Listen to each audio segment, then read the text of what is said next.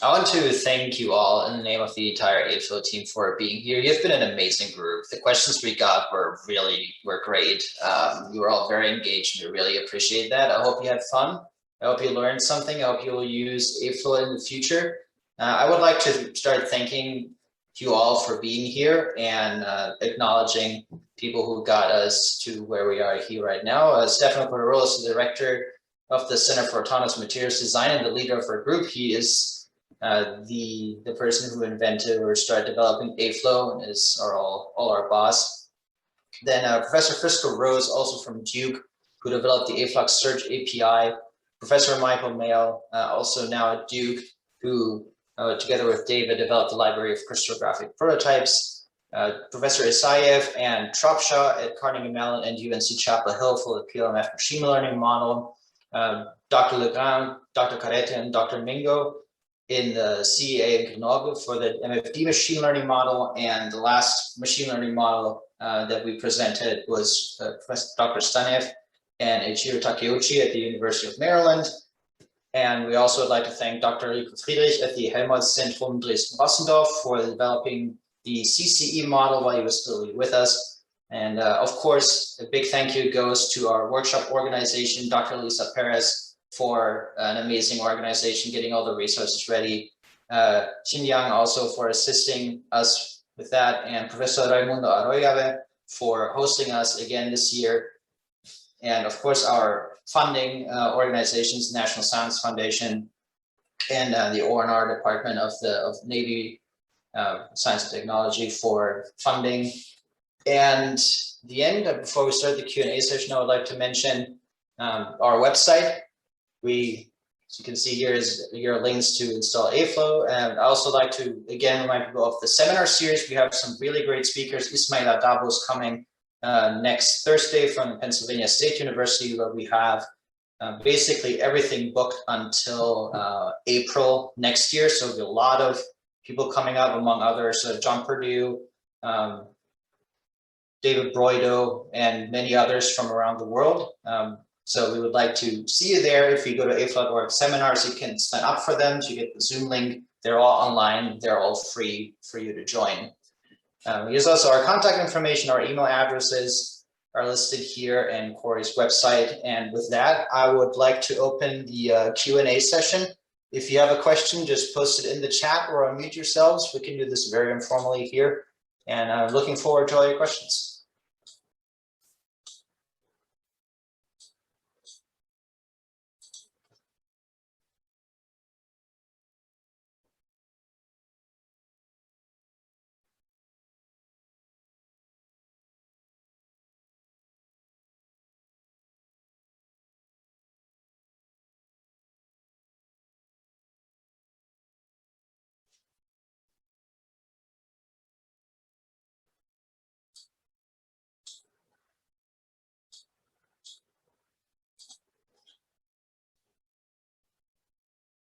I don't see a specific question coming up right now. Maybe people are still typing. I will use the time to remind everybody to please fill out the survey for the AFLOW school. Will help us a lot to see what we can improve for the next AFLOW school and how you all liked it.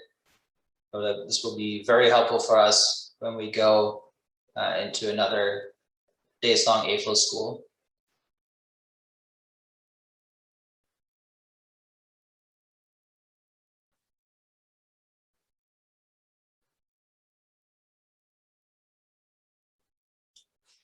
Is there a plan to set up a proper Python interface for AFLOW? Is there a plan? It's a huge undertaking. We would love to do it, but it takes a lot of time to develop. As you saw from these 4 days, AFLOW has a lot of components, and just like with a lot of high performance computing code, a lot of it will still be done with C++ under the hood. But yeah, this will be a very huge undertaking. We would love to have it. We just need to find the resources, time for it. So I think probably what will happen is that we'll be having individual modules one at a time, and eventually once we have like a critical mass, we'll probably try and integrate them into one sort of package that we can distribute, so that all the different interface modules will be in one, essentially in one package. So the next question is, can we use AFLOW to predict surface properties of materials? What properties are you looking for? Well, I think more if they're looking if we can use it to create surfaces. There is some functionality to create certain cuts so that you can actually generate the surface itself. I'm not sure. I haven't really used it much. I don't think many people in the group have used it. It's probably not very user friendly. It hasn't been updated in a while. I think I tried to use it occasionally, but I'm not sure if it's something that we've really done much work with. So there is something there. Yeah. So there's AFLOW minus slab, but I'm not sure how user friendly it is. Let's say.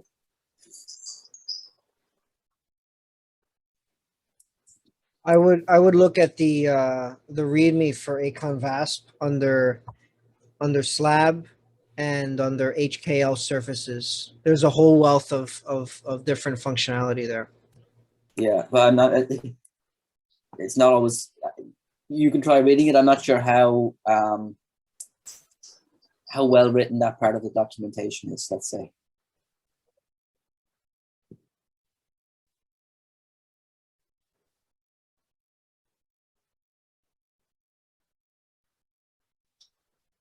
Any ideas of implementing a way to turn spin orbit coupling on or off on the band structure pods that show up on the website, and perhaps looking into topology as well? Well, with the spin orbit coupling, it would have to be switched on at the actual calculation stage. Yes. So I think that's probably more of an issue. And if we were to calculate it with and without spin orbit coupling, we just present the two band structures with spin orbit coupling and without spin orbit coupling. Yeah, most of our calculations, if not all of the database, have been calculated without spin orbit coupling. Yeah, and so part of the reason for this, so this question has come up before. When we looked at, because we're mostly interested in thermodynamic properties rather than necessarily electronic properties, we found that spin orbit coupling, while it makes a difference to formation entalpies, when you're actually looking at the differences between formation entalpies, everything is basically just a rigid shift. So everything's essentially, the differences end up cancelling out when it comes to actually doing thermodynamics.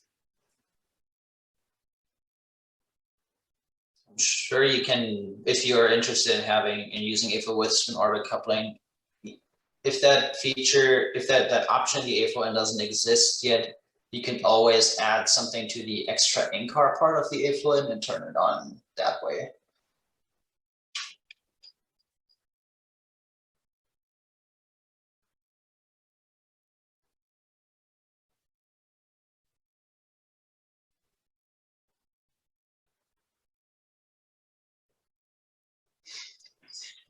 The question is, I find it difficult to modify the source code as it's written in C++.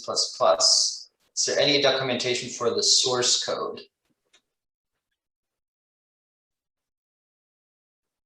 No, there's no document for the source code. Not in general. I mean, there's, other than the comments that are inside the code itself. I understand why it's difficult though. AFLOW is a huge code base. Yeah, so the biggest issue is that it's not just C++. AFLOW was almost a coding environment in and of itself, because we've implemented a lot of just basic numerical libraries of our own that are inside AFLOW. So you'll be seeing functions that are being called to do even relatively fundamental stuff like inverting matrices that are actually specific to AFLOW and you won't be able to find elsewhere.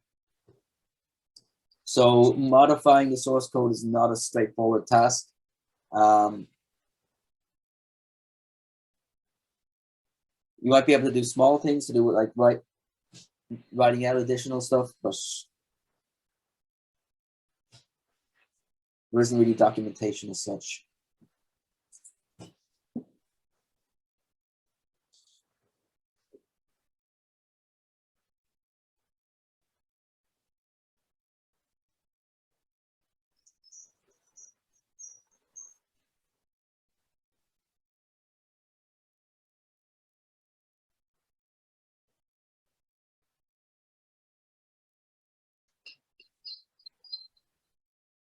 Any more questions?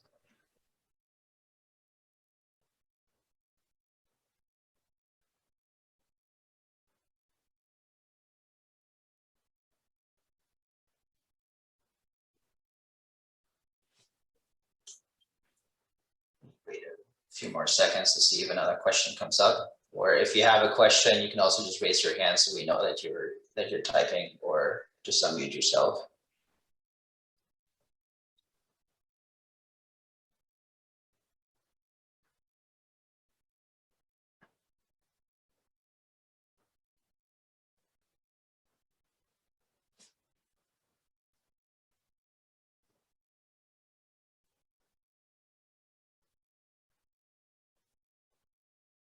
I don't see any raised hands. I don't see any new questions. So I think hopefully we're able to, there's another one. Just as I was about to wrap up. Also for POC, can we fix the lattice constant?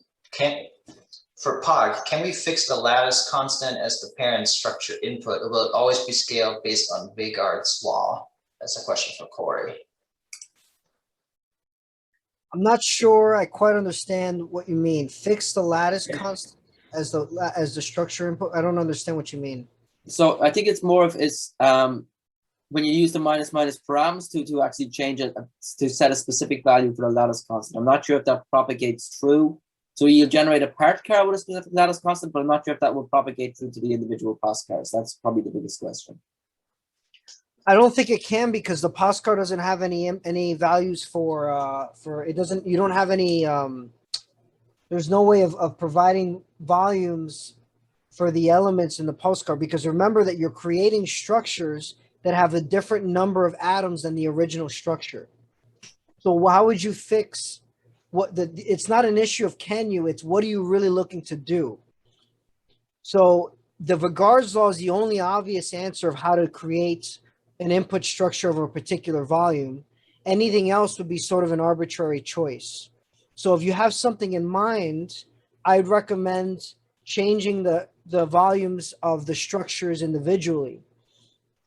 But from a perspective of high throughput analysis, we're not really all that interested in the input volumes because we're relaxing the structures anyway. But I guess, Corey, the question is, if you create at the part car level, well, I suppose if you're changing, well, you're creating different lattices. You're creating a different orientation of that lattice, at least. So the volume, okay. What is the volume? What is the volume of that? That's the issue. So it's not obvious. You can decide something for a particular structure. There's arbitrary choices you can make, but from a high throughput perspective, the only obvious answer that makes sense is Vegard's law.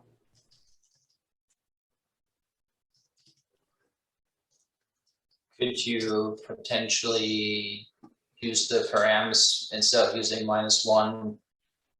Could you potentially set the lattice parameter with a protos command? But the problem is that then you basically have different lattices. Yeah, exactly. So I mean, it's really the same lattice, but it's different cuts of them, right?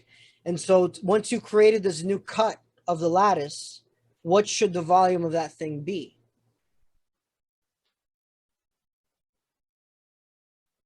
Right. So I just want to be specific. Suppose, say for example, I am dealing with the cubic system.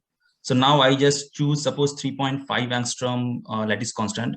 So now if I say, for example, if I just change the lattice constant to 5 angstrom, and then if we generate the structures within POCC, I found the bond length remain the same, right? So suppose if I start from the initial 3.5 and 5 angstrom structure, so AFLOW.in file shows, okay, so the lattice constant had changed. But when I start generating the POCC structures, I end up having the same lattice constants and same atomic position. So that means the bond length remains same. So as an input, my lattice constant doesn't basically make any difference. So I was kind of like so I was not able to figure it out why it is not there. Like lattice constant, even if I give the input, it is not taking my input. So yeah. Yes, because fundamentally you have to understand with the POC algorithm, you're making you're at least making a supercell, but you're making a supercell with different atoms inside. And so there's going to be a different ratio than what you had in the original parent structure. So it's not obvious what should the algorithm do in general for the volumes. For instance, what are you looking to do as an input? Are you going to give it an input of, I want the volumes to be scaled by 5. So if I make an HNF of 5, because you also don't know, the algorithm doesn't know a priori what the supercell size is going to be. It has to decide that. So are you going to scale by the HNF? And then is it just going to be, so for instance, if you make an HNF of 5, should the volume just be 5 times what the initial structure was? But remember that the initial structure may have smaller atoms than for instance, maybe you make a carbon hafnium structure. Okay, that's your parent structure, your parent rock salt structure. One of the elements you want to introduce is tungsten. Tungsten is much bigger than hafnium. Wait, no, that's not. Hafnium was not a good example. Titanium. Let's use titanium as the example. The initial structure was carbon and titanium, and you want to introduce one of the metals you want to put into the new POC structure is tungsten. Tungsten is much bigger. So should the volume scale with the atom? Because now you're gonna have this very big atom next to in a lattice that's kind of small for what it is. So how would you input what the volume should be for the structure? You don't even know what the supercell size is going to be. That's the issue. So regards law is the only obvious answer. If you have a particular recommendation for what you want that generalizes outside of cubic systems and you have a suggestion, we'd happily take it. But it's not obvious to me what the answer should be. I think the request, if I understood that correctly, is that if you give a part car, for example, with predefined lattice parameters, that you just multiply the H and F matrix with that initial matrix instead of having any kind of scale of the volume. That's how I understood the question, if that's possible. So it's not something that's done right now, but to do this would be sort of tricky because remember, we're taking supercells that are cut in weird ways, right? So I think it is possible in general. I have to think about it. But to sort of fix it that way, I think is it can be done. I think it can be done. So do you understand my question, that what I am trying to say? But I understand the concept of Vegard law. Suppose I understand if I fix the lattice constant and if I change the elemental combinations, so volume will be scaled. That is absolutely fine to me. But I am saying, if suppose for a specific set of elements, suppose 5 elements I know, I fix the element, I am not changing the element. Now, if I just change from 3.5 to 4 angstrom, or suppose 3.5 to 3.8 angstrom. So not, I'm saying 5 or 6. But when the structures are generated, I see that it just like 3.5 angstrom lattice constant and 3.8 angstrom lattice constant give the same part curves. So I'm saying that's why I was thinking that, is it like lattice constant doesn't give as an input, or it is just like irrespective of the lattice constant that I'm going to use? Exactly, that's right. So the input lattice constant is sort of irrelevant for POC because right now the POC output is based purely on Vegard's law, because remember, these are hypothetical structures. So we're relying on VASP to give us what the lattice parameters should be. We don't really care what the input is as long as it gets us to the lattice parameters at 0 temperature, 0 pressure. Understand. Yeah, so this is the answer that I was looking for. So okay, so like it is not taking lattice constant as input, but it just scale as Vegard law. Okay, so yeah, so that is the answer that I was looking for. Thank you. No problem.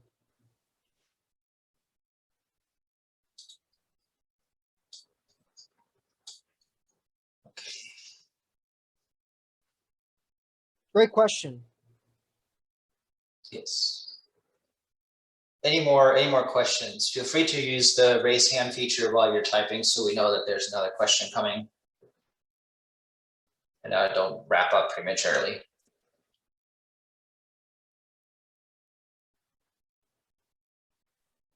And if you do have a question that you come up with later on, you can use this AFLOW groups that I think Marco was mentioning. It's also mentioned in the Slack channel.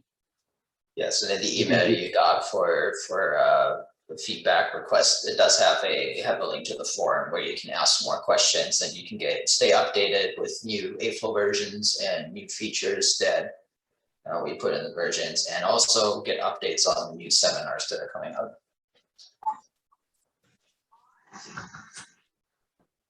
Hey guys, are there more questions or not? This is Ray. Hey, Raimundo. Hey guys, so I've been in and out, lurking around, but I just want to say thank you very much to the AFLOW group for offering this awesome workshop. It's a lot of work to put together something for 4 days straight, and it's a lot of effort. It's 40 hours worth of effort just to be present, plus everything else that you prepared to make this happen. So thank you very much for what you did. I think that we have a really nice partnership between AFLOW and Texas A&M, and of course, this wouldn't be possible without Lisa Perez. So she has been behind the scenes, making sure that everything works smoothly, and I think that she's our secret sauce. She's the reason why this is going on, so well. So thank you very much, Lisa, and thank you very much to, Corey and Marco and Andriy and everyone from the AFLOW collaboration, and my best to Stefan as well. So great job. Thank you, Professor Ariel. Thank you very much. Definitely an extra round of applause for Lisa. It went really smooth this year. We barely had to do any prep work except for getting our materials ready. So couldn't have asked for better tech support this year. And last year too. This year was very good. Thank you guys, and let's do it next year. Yes. Absolutely. Okay. Sounds good. Thanks, everybody. Good job. Thanks everybody. Thank you. Thank you. Thank you all. Bye. Bye.